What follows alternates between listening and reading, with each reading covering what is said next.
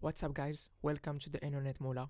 In today's video I'm going to show you how you can turn off the notifications for Google Chrome.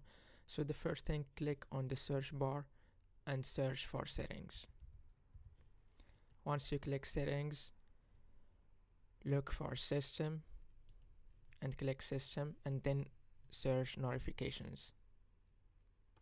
So as you guys can see, here is notifications. Click on it and then go all the way to Google Chrome.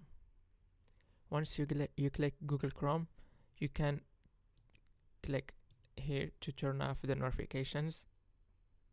Basically, when you turn off the notifications, you're not gonna be able to see the notification banners on the right side at the bottom corner of your screen, or like in the notification center. So for me, I can just turn off this one and keep this one. So that's it for this video. If you like, please share, subscribe, and don't forget to like. Thank you guys for watching this video. Bye.